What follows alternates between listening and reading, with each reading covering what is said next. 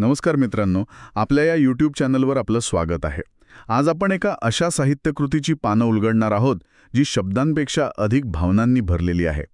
ही गोष्ट आहे आचार्य प्र के अत्रे यांच्या लेखणीतून उतरलेली आणि अनेकांच्या हृदयाच्या कोपऱ्यात घर करून राहिलेली कऱ्हेचे पाणी. हो. आपल्या श्रोत्यांनी पाठवलेल्या साहित्यात ही कथा होती आणि त्यातला जो नॉस्टॅल्जिया आहे, म्हणजे भूतकाळात रमण्याची जी भावना आहे, ती आजच्या काळात इतकी महत्त्वाची का वाटते याचा शोध घेण्याचा आपला आजचा प्रयत्न असेल. तर मग सुरुवात करूया कथेच्या मूळ गाभ्यापासून. हो, नक्कीच. कथेचा नायक तो अनेक वर्षांनी आपल्या लहानपणीच्या गावात म्हणजे कऱ्हे नदीच्या काठी परत येतो. बरोबर. ही फक्त एक जागा नाहीये त्याच्यासाठी, तर ते बालपणाचे एक जिवंत प्रतीक आहे. ही सुरुवात इतकी साधी असली तरी ती खूप काही सांगून जाते, नाही का? हो, आणि याच साधेपणात अत्रेंची खरी ताकद दडलेली आहे. ते कोणतीही मोठी घटना सुरुवातीला मांडत नाहीत. नाही. एक नदी. पण इथे गंमत बघा, नदीला त्यांनी केवळ एक भौगोलिक घटक म्हणून वापरलेलं नाही. अच्छा. ती कथेची एक अविभाज्य व्यक्तिरेखाच आहे. वा. मानसशास्त्रात ज्याला अँकर म्हणतात. अँकर. हो, म्हणजे एखादी गोष्ट जी आपल्या भावनांना आणि आठवणींना एका ठिकाणी स्थिर करते. तशी ही कऱ्हा नदी नायकासाठी एक भावनिक अँकर आहे. वा. त्याचं शहर बदललं, आयुष्य बदललं, पण ही नदी ही तशीच आहे. आणि हाच धागा पकडून तो आपल्या भूतकाळात शिरतो. भावनिक अँकर. खूपच छान शब्द आहे हा. म्हणजे ती नदी त्याला स्वतःच्या मूळ रूपाची, त्याच्या अस्तित्वाची आठवण करून देते. अगदी. बरं, मग जेव्हा तो त्या नदीकाठी बसतो तेव्हा त्याच्या मनात आठवणींचा जो एक कल्लोळ सुरू होतो, त्याबद्दल अत्रेंनी खूप तपशिलात वर्णन केलंय. हो. केवळ आठवणी आल्या असं न म्हणता ते नेमकं काय करतात ज्यामुळे आपल्यालाही तो अनुभव येतो. ते शो डोंट टेल या तंत्राचा म्हणजे इतका अप्रतिम वापर करतात. ते सांगत नाहीत की नायकाला बालपण आठवलं. नाही. ते थेट आपल्याला त्या बालपणात घेऊन जातात. बरोबर. उदाहरणार्थ, पाण्यात दिसणारं स्वतःचं प्रतिबिंब पाहून हसणारं लहान मुलाचं वर्णन, किंवा ओल्या मातीचा सुगंध. हो, तो स्पर्श. तो पायाला होणारा चिखलाचा स्पर्श आणि पाण्यावर तरंगणाऱ्या पानांचा आवाज. अत्रे इथे वाचिकाच्या पंचेंद्रियांना आवाहन करतात. अच्छा. त्यामुळे आपण फक्त एक कथा वाचत नाही, तर आपण त्या नायकासोबत त्या नदीकाठी बसून तो गार वारा अनुभवतो, तो वास घेतो. यालाच सेन्सरी इमेजरी म्हणतात. Sensory imagery. हो, आणि याचमुळे त्यांचं लेखन वाचकाला कथेशी इतकं एकरूप करतं. म्हणजे ते एक असं शब्दचित्र तयार करतात जे केवळ डोळ्यांनी नाही तर इतर इंद्रियांनीही अनुभवता येतं. अगदी बरोबर. आणि मला वाटतं त्या वर्णनात एक निरागसता आहे. चिखलात खेळणं, पाण्यात दगड मारणं यांसारख्या अगदी सामान्य वाटणाऱ्या गोष्टींमधून ते बालपणाचं जे अस्सल रूप दाखवतात ते आजच्या काळात खूप दुर्मिळ झालंय. नक्कीच. आणि अजून एक गोष्ट लक्षात घेण्यासारखी आहे. कोणती? ती नदी नायकाशी बोलते असे एक वर्णन आहे. ती त्याला समजून घेते, त्याला शांत करते. इथे अत्रेंनी पर्सॉनिफिकेशन म्हणजे चेतन गुणोक्ती अलंकाराचा किती सुंदर वापर केला आहे. नदीला त्यांनी एक सजीव मित्राचं, एका साक्षीदाराचं रूप दिलं आहे. बरोबर. जी त्याच्या जन्मापासून ते आत्तापर्यंतच्या प्रवासाकडे शांतपणे पाहत आहे. हे नातं इतकं खोल आहे की ती नदी त्याला फक्त पाणी वाटत नाही, तर एक सखी वाटते. अगदी एक अशी सखी वाटते जिच्या कुशीत तो आपलं सगळं दुःख, सगळा थकवा विसरून जातो. खरंय. त्यामुळे ही कथा केवळ माणसाच्या नॉस्टॅल्जियाची नाही, तर माणूस आणि निसर्ग यांच्यातील एका आदिम आणि भावनिक नात्याची सुद्धा आहे. हे खरंच खूप महत्वाचं आहे. आता कथेच्या पुढच्या टप्प्याकडे वळूया, जिथे एकीकडे या सुंदर स्थिर आठवणी आहेत आणि दुसरीकडे आहे वाहून गेलेला काळ. हो, हा विरोधाभास. तोच. नायक आता मोठा झाला आहे, त्याचं आयुष्य धावपळीचं झालं आहे.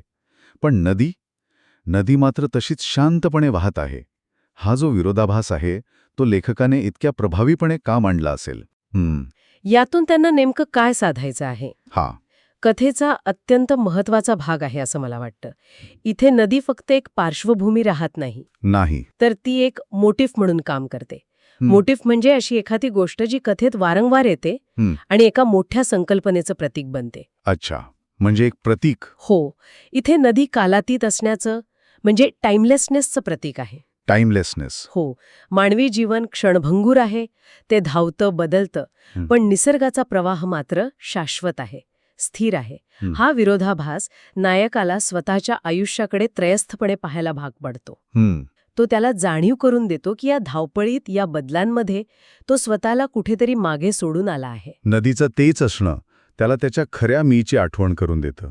जो या सगळ्या बदलांच्या आधी अस्तित्वात होता. अगदी. म्हणजे ती नदी एका आरशाप्रमाणे काम करते, ज्यात त्याला फक्त त्याचं प्रतिबिंब नाही, तर त्याचं हरवलेलं बालपण आणि हरवलेली शांतता दिसते. बरोबर. हा विचारच खूप काही सांगून जातो. अनेकदा आपणही शहरातल्या धावपळीत इतके अडकतो की आपलं असं एखादं स्थिर ठिकाण आहे हेच विसरून जातो. अगदी तसंच. आणि अत्रेंना हेच सुचवायचं आहे की प्रत्येकाच्या आयुष्यात अशी एक कऱ्हा नदी असते.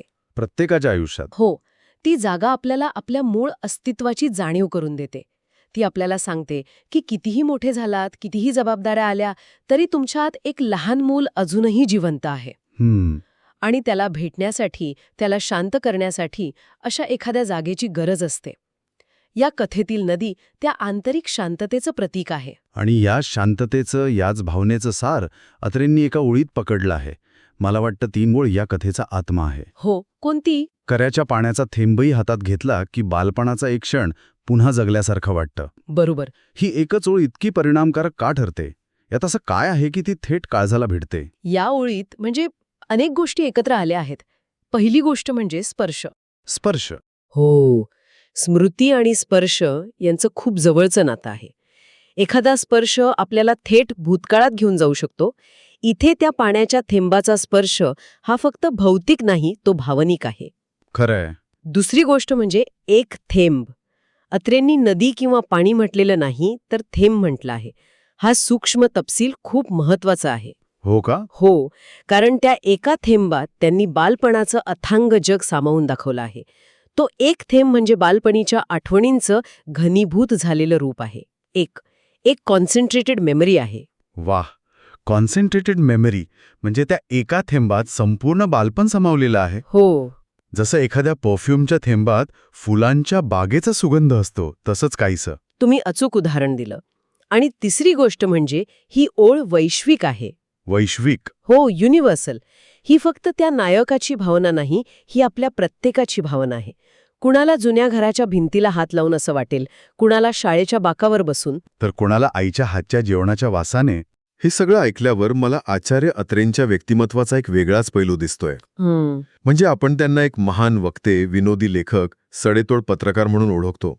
त्यांचं सार्वजनिक व्यक्तिमत्व खूप आक्रमक आणि परखड होतं. हो, होतं. पण करेचे पाणीसारखी कथा लिहिताना त्यांची जी तरल आणि आत्मनिरीक्षण करणारी बाजू समोर येते, ती अचंबित करणारी आहे. ह्या दोन वेगवेगळ्या रूपांकडे आपण कसं पाहू शकतो? हां, खूपच. म्हणजे इंटरेस्टिंग मुद्दा आहे.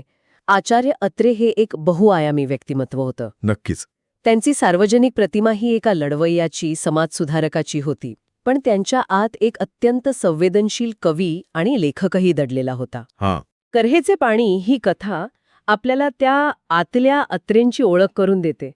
कदाचित त्यांच्या बाहेरच्या परखडपणामागे आतल्या या संवेदनशीलतेला जपण्याची ती एक धडपड असेल. अच्छा. ही कथा सिद्ध करते की जे व्यक्तिमत्व बाहेरून कठोर दिसतं, त्याच्या आतही आठवणींचा, भावनांचा एक हळवा कोपरा असतो.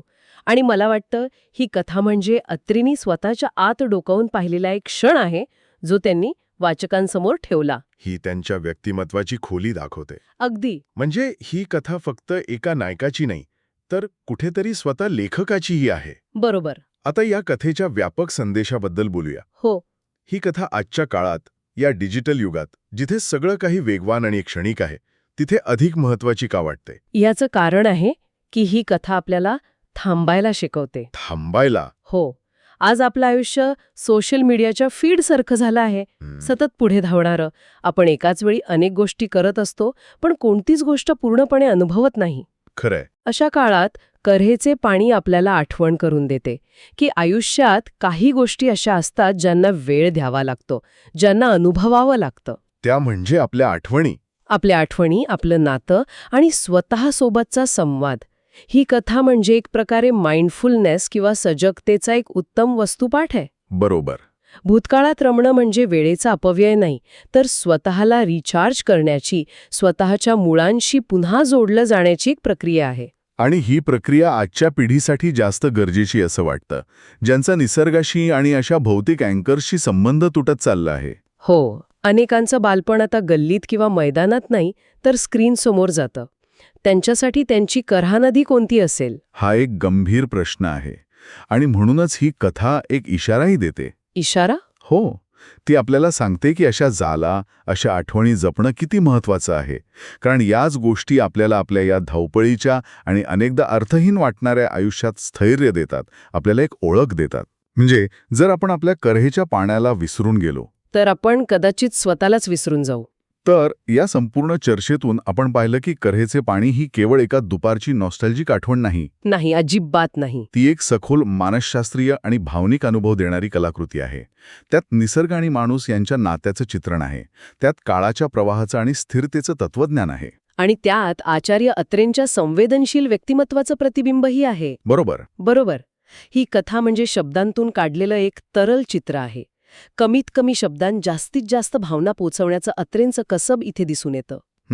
ती आपल्याला केवळ भूतकाळात घेऊन जात नाही, तर वर्तमानात कसं जगायचं आणि स्वतःला कसं जपायचं हेही नकळतपणे शिकून जाते. खरंय. आणि या कथेच्या निमित्ताने एक प्रश्न मनात येतो की आजच्या या धावपळीच्या डिजिटल जगात आपण आपल्या करेच्या पाण्याला, म्हणजेच आपल्या त्या आंतरिक शांततेच्या स्रोताला किती जपतो, किंवा त्या आठवणींना पुन्हा जगण्यासाठी, त्या निवांतपणाचा अनुभव घेण्यासाठी आपण कधी स्वतःसाठी वेळ काढतो का? मित्रांनो, तुम्हाला जर का हा आजचा व्हिडिओ आवडला असेल तर आपल्या चॅनलला लाईक, शेअर आणि सबस्क्राईब करायला विसरू नका. चला तर मग एका नवीन पुस्तकासोबत पुन्हा भेटूयात पुढच्या व्हिडिओमध्ये. तोपर्यंत नमस्कार.